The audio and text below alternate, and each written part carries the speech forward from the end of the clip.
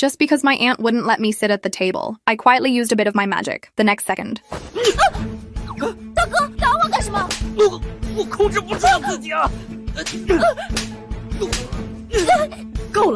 My father and aunt started slapping each other uncontrollably. In the end, Grandma stepped in. Only then did I lift the spell, because only Grandma truly loves me, and said I should live with her from now on. But I worried Grandma was too old to take care of herself, so I pointed at the most useless third uncle and said I'd stay with him. My aunt and father mocked him for being so drunk he couldn't even find the door, told me not to regret it later, but I didn't care, because my identity was not simple. I used to be the youngest disciple of my master, spent all my soul power catching spirit beasts for him, fell off a flying sword, and accidentally ended up in the body of an 8-year-old girl, where I was bullied by my real parents and a fake sister. They called me filthy and disgusting, made me kneel outside all night. Even when I had a fever for 3 days, no one cared. My parents not only didn't love me, they even planned to marry me off to a dying rich heir just to get a 1 billion reward at the family banquet. When they forced me to agree to the marriage, I finally exploded. I exposed their ugly faces in front of everyone, accused them of sacrificing me for profit, trying to push me into a pit of fire. Then I announced I no longer recognized this father. The whole room was shocked. My parents were furious, called me ungrateful. But the bigger surprise was, when everyone thought I had no one to rely on, I casually pointed at third uncle and said I wanted him to be my father. My father and aunt ridiculed me for being ignorant, but my mind was made up. Third uncle might be playful, but he was moved by my sincerity and immediately declared me his daughter, then took me away from that suffocating house. After arriving at our new home, I gave him a deep ceremonial bow, determined to change his fate, to help him shed his bad reputation, and fight for family inheritance. I made a bet with him over fishing. If I won, he'd have to stop drinking, partying, and gambling. Third uncle thought he'd easily win.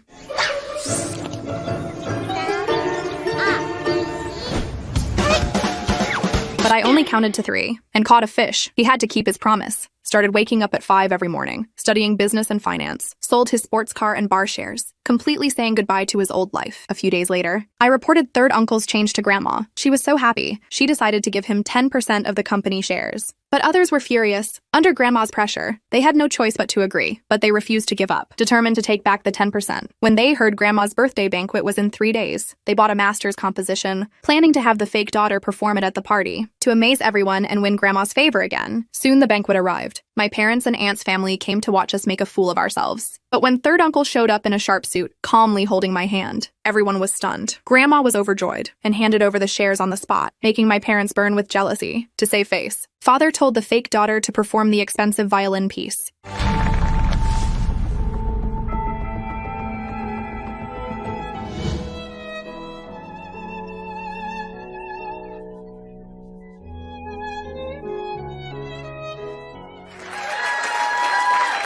As expected, she amazed the crowd. Everyone applauded. She